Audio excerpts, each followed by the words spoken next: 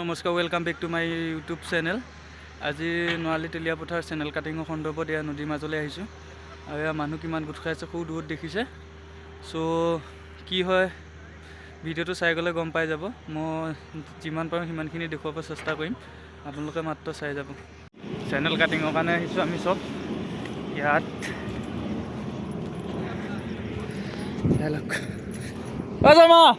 আজা এয়া নদীৰ মাজৰ বালিৰ মাজত এটা চেনেল কাটিং আহিছে, য'ত নেকি ৰাইজে আমাৰ ৰাইজে বেয়া পোৱা নাই, ভালেই পাইছে, কিন্তু নদী শিপাৰ মিচিং ৰাইজে ব্লক কৰি দিছে, কাম কৰিব নিদিয়ে। চ' সেইকাৰণে আমি সকলো ৰাইজ আহি আজি কামটো কেলৈ বন্ধ কৰিছে সুধিব আহিছোঁ তাই আলোচনাত। বাকী কি হয় চাই থাকক, গম পাই থাকিব।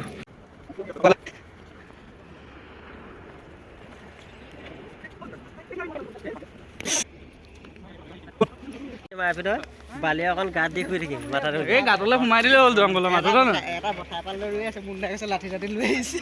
কি লৈ আহিছে? লাঠি চাঠি লৈ আহিছে। অ বলিনা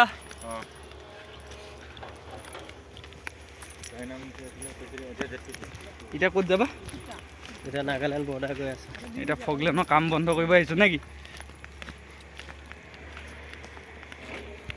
এয়া এইখিনি জেগাতে চেনেল কাটিঙৰ কাম কৰি আছে, য'ত নেকি মানুহবোৰে আহি হেৰিও কাম হেৰি কৰি আছে, য'ত নেকি এয়া অলপ দূৰ কাটিলেই, কিন্তু কটাৰ পিছতে আকৌ পুনৰ বন্ধ কৰি দিছে।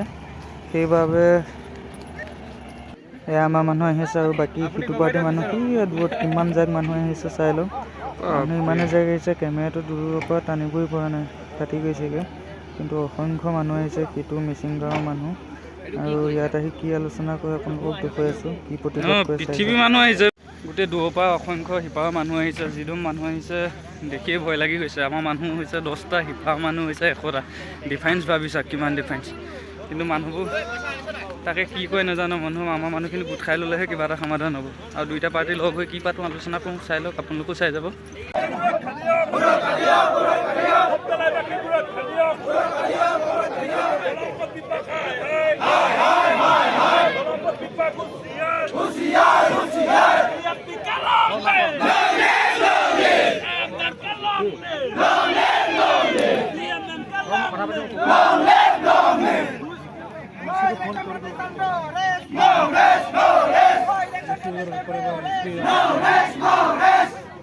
তাত হয়তো কোনোবা পক্ষৰ সুবিধা, কোনোবা পক্ষৰ অসুবিধা হ'ব পাৰে। যিহেতু তেলাহী অঞ্চল, পূব তেলাহী হওক পানীগাঁৱেই হওক, দুইখন তেলাহী অঞ্চলৰে আমি সকলো বাসিন্দা। যে তেখেতসকলৰ সুৰক্ষাৰ দায়িত্ব আমাৰে আছে, আমাৰ সুৰক্ষাৰ দায়িত্বও তেখেতসকলৰে আছে। তেখেতসকলে একপক্ষীয়ভাৱে যি কথাটো ভাবিছে সেইটো সিমান সমীচীন হোৱা নাই। তেখেতসকলে প্ৰশাসনৰ লগত যোগাযোগ কৰক, বিভাগ আছে, বিভাগৰ লগত যোগাযোগ কৰক। তেখেতসকলৰ লগত আমিও আছোঁ তেলাহী বাসী হিচাপে, যে আমি এইটো কেতিয়াও বিচৰা নাই যে সেইপাৰে হ'ব নালাগে, এইপাৰে হওক। আৰু দ্বিতীয় কথা হ'ল কি, চৰকাৰৰ এখন আঁচনি যেতিয়া চলিছে, যে অসমৰ প্ৰতিখন আঁচনি যে একেদিনাই চলিব লাগিব, তেনেকুৱা কোনো কথা থাকিব নোৱাৰে। সেয়েহে তেখেতসকলক অনুৰোধ জনাইছোঁ, যিহেতু আমাৰ ভাগে ধৈৰ্য সহকাৰে, যে অনাগত দিনত অতি সোনকালে বাৰিষাৰ আগত যাতে তেখেতসকলৰ ফালেও প্ৰটেকশ্যনটো হয়, তেখেতসকলে সেই ৰাইজে যিটো বিচাৰিছে সেইটো হয়। আৰু যিটো কাম ইতিমধ্যে চলি আছে সেই কামটো যাতে বন্ধ কৰি পেলাই এই পাৰৰ ৰাইজক বিপদত নেপেলায়, তাৰ কাৰণে তেখেতসকলৰ আহ্বান। আৰু চৰকাৰক অনুৰোধ জনাইছোঁ যে আপোনালোকৰ আঁচনিৰ কাম আপোনালোকে ৰাইজৰ লগত বুজাবুজি কৰি পেলাই অতি সোনকালে যাতে এই কামটো বাৰিষাৰ আগতে সোনকালে সফল সমাপ্তি হয়। আৰু এই পাৰৰ ৰাইজে যাতে পানীগাঁও পঞ্চায়তৰ তেলাহী পঞ্চায়তৰ যিসকল ৰাইজ এই পাৰ আছে তেখেতসকলৰ নিৰাপত্তা সুনিশ্চিত হয়। লগতে যিসকল আমাৰ TMP বা অন্যান্য মিচিং ভাই সংগঠনে বা এই পূব তেলাহী ৰাইজে যিটো প্ৰতিবাদ কৰিছে, সেই প্ৰতিবাদৰ প্ৰতি যাতে ৰাইজে গভৰ্ণমেণ্টে প্ৰশাসনে সহায় দি পেলাই বিবেচনা কৰি তেখেতসকলৰ সুৰক্ষা নিশ্চিত কৰে, এয়াই মোৰ অনুৰোধ থাকিব। কামৰ ইতিমধ্যে আৰম্ভ কৰিছে, তাৰ বাবে আমি আদৰণি জনাইছোঁ কামক। কিন্তু বৰ্তমান সময়ত দেখা গৈছে যে TMPকে বা MMK এনেধৰণে সিপাৰৰ যিসকল বাসিন্দা, পূব তেলাহী বাসিন্দাসকলে আহি আমাৰ এই কামত দেখা গৈছে তেওঁলোকে বাধা দিব বিচাৰিছে, তেওঁলোকে এই কাম হ'ব নালাগে ক'ব বিচাৰিছে।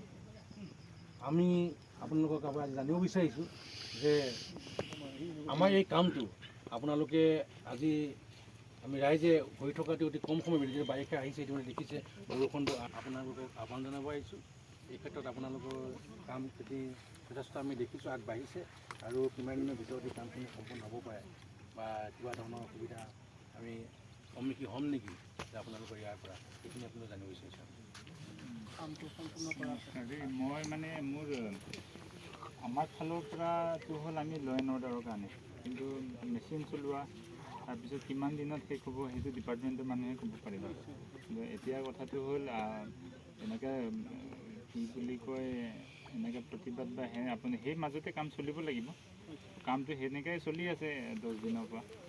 তো মই ভাবোঁ এনেকৈ মাজতে কামটো চলি থাকিব, যে এনেকৈ মানে মই আপোনালোক ফ্ৰীকৈ যে এনেকৈ ডেইলি দিন ৰাতি হ'ব সেইটো এতিয়া মই ক'ব নোৱাৰিম। কিন্তু কথাটো হ'ল কামটোতো কমপ্লিট হ'বই, কিন্তু এদিন দুদিন অকণমান ইফালে হ'ব পাৰে, কাৰণ সেইটোতো আমাৰ ডিপাৰ্টমেণ্টৰ পৰা আৰু আমাৰ অফিচৰ পৰাতো সেইটো কমপ্লিট কৰিব দিছে। কিমান দিন লাগিব আৰু কেনেকৈ চলিব সেইটো ডিপাৰ্টমেণ্টৰ মানুহে ক'ব পাৰিব। কিমান দিন লাগিব কিবা সেইটো আমি সঠিককৈ কৰিব পৰা নাই, কাৰণ প্ৰকৃতিৰো অলপ অসুবিধা পাইছোঁ আৰু মানুহেও আপোনালোকে দেখিছে যে মাজে মাজে অলপ অসুবিধাত পেলাই আছে। এনেকুৱা কিছুমান পৰিস্থিতিৰ সন্মুখীন হোৱাৰ কাৰণে আমি যিটো গতিত আগবাঢ়িব বিচাৰিছিলোঁ সেই ধৰণে ঠিক আগবঢ়াত অলপ অসুবিধা হৈছে। সেইকাৰণে আমি টাৰ্গেট লৈছিলোঁ, আমি 15-20 দিন বা এমাহ এনেকৈ টাৰ্গেট লৈছিলোঁ, কিন্তু ইতিমধ্যে এনেকুৱা সহকা পিছলা হৈ থকাৰ কাৰণে এনেকুৱা অসুবিধা কিছুমান আহি থকাৰ কাৰণে অলপ সময়টো বাঢ়ি গৈছে। কিন্তু যিমানটো সম্ভৱ এনেকৈ অলপ 2-এদিন কম বেছি হ'লেও কামটো কিন্তু সম্পূৰ্ণ কৰাৰ পৰিকল্পনাই আমাৰ আছে আৰু আমি কৰিব বিচাৰিছোঁ, যাতে আমি বাৰিষা কিবা অসুবিধা অহাৰ আগে আগে আমি শেষ কৰিব পাৰোঁ।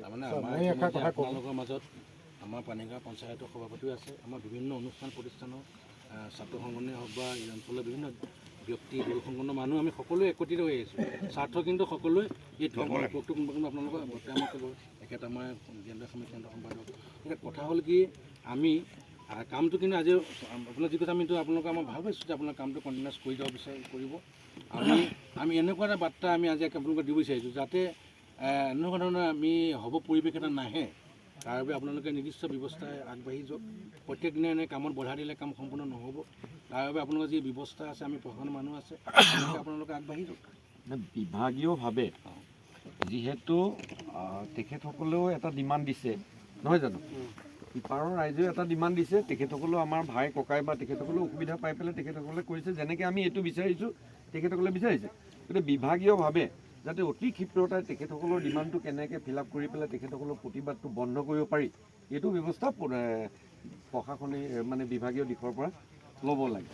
যে তেখেতসকলক এটা আশ্বাস দিব লাগে যে কেনেকৈ আপোনালোকৰ সমাধানটো হ'ব, যে তেখেতসকল যাতে সদায় প্ৰতিবাদলৈ আহি থাকিবলগীয়া নহয় বা এই কামটো বন্ধ কৰি থাকিবলগীয়া নহয়, সেই ব্যৱস্থাটো আপোনাৰ দ্বাৰা আমি উপায়ুক্ত মহোদয় বা বিভাগীয় বিষয়াসকলক জনাব বিচাৰিছোঁ, যে তেখেতসকলৰ লগত কথা হৈ পেলাই তেখেতসকলৰ কাৰণে কি আঁচনি ধৰা হয় বা তেখেতসকলৰ আঁচনি কেনেকৈ আগবঢ়াই নিয়া হয়, যাতে এই কামটোত আহি পেলাই তেখেতসকলে প্ৰতিবাদ কৰিবলগীয়া ব্যৱস্থা নহয়, কামটো যাতে সুকলমে আগবাঢ়ি যায়, সেই ব্যৱস্থাটো আপুনি উপায়ুক্ত মহোদয়ৰ লগত আলোচনা কৰি পেলাই বিভাগীয় বিষয়াৰ লগত আলোচনা কৰি পেলাই কেনেকৈ আঁচনি বনাই কেনেকৈ তেখেতসকলক প্ৰটেকশ্যন দিব পাৰে, এইটো পেৰেলেলি যদি পাতি যায় তেতিয়া এই কামটোত চাগে মই ভাবোঁ বাধাৰ সৃষ্টি নহ'ব। মোৰ ফালৰ পৰা আমাৰ এই স্থলীত শৰণ কাৰ্যস্থলীত উপস্থিত থকা জিলা অতিৰিক্ত উপায়ুক্ত মহোদয়ৰ লগতে সকলো ৰাইজলৈ নমস্কাৰ থাকিল। কথা হ'ল ছাৰে মুখৰ পৰা এটা কথা আমি পালোঁ এতিয়া, ছাৰে কৈছে যে আমাৰ সভাপতিদেৱে কোৱা কথাত ছাৰে ক'লে যে আমি কি প্ৰক্ৰিয়া কেনেধৰণে হৈ থাকিব ডিপাৰ্টমেণ্টলৈ জানিব, কিমান দিনৰ ভিতৰত হ'ব সেইটো টেকনিকেলৰ মানুহে জানিব, সেইটো একেবাৰে শুদ্ধ কথা। কিন্তু এটা কথা, এই বস্তুটো যদি এনেকৈ 10 ঘণ্টা বা 5 ঘণ্টা গেপ ৰাখি কৰা হয়, বৰষুণ আহিলে বাৰিষা নিচেই আহিছে, কামটো যদি আধাৰুৱা হয়, কিন্তু এটা আধাৰুৱা হ'লেতো ঠিকাদাৰে নিজৰ পইচা মুনাফা পইচা উলিয়াই লৈ গুচি যাব, চৰকাৰ পইচাখিনিও যাব, কামো আধাৰুৱা হৈ থাকিব। সেইটো নকৰি তেখেতসকলে কিন্তু আপোনাৰ ওচৰত মেমৰিডিয়াম এটা কথা ক'লে মই মনপাত হৈ আছে, যে আমাক ৰাষ্ট্ৰহিত একদম অলপ চাইনাৰ নিচিনা কথা এটা কৈছে, যে আমাক 10-15 দিনৰ ভিতৰত এটা লেটাৰ উলিয়াই যদি আমাক আস্থা দিয়ে, সেইটো কিন্তু বৰ সুন্দৰ কথা এটা কৈছে। লেটাৰ এটা দিলে যে ইমান কোটি টকা আমাৰ আঁচনি এখন আমি বনোৱা হৈছে পপুলাহি আমাৰ দক্ষিণ পাৰ অংশ সোৱণশিৰি দক্ষিণ পাৰ প্ৰটেকশ্যনৰ কাৰণে এটা আঁচনি যদি টেকনিকেলে উলিয়াই তেওঁ আশ্বস্ত কৰিব পৰা যায়, তেন্তে তেওঁলোকে বাধা কোনো পধ্যে স্বীকাৰ কৰি থৈ গৈছে, আমি বাধা নিদিওঁ, এটা জনসাধাৰণ ইয়ালৈ আহিব নিদিওঁ বুলি কৈছে। সেইটো আমি আপোনাক কৰজীয় কাতৰে প্ৰাৰ্থনা জনাইছোঁ। আপুনি জিলা উপায়ুক্তৰ লগত কথাটো পাতি আমাৰ জলসম্পদৰ ইঞ্জিনিয়াৰৰ সৈতে কথাটো পাতি তাৎক্ষণিকভাৱে এটা লেটাৰ এটা এষ্টিমেট একদম প্ৰেজেণ্ট টাইমৰ এটা এষ্টিমেট উলিয়াই তেওঁলোকক আশ্বস্ত কৰিলে বেছি ভাল হ'ব।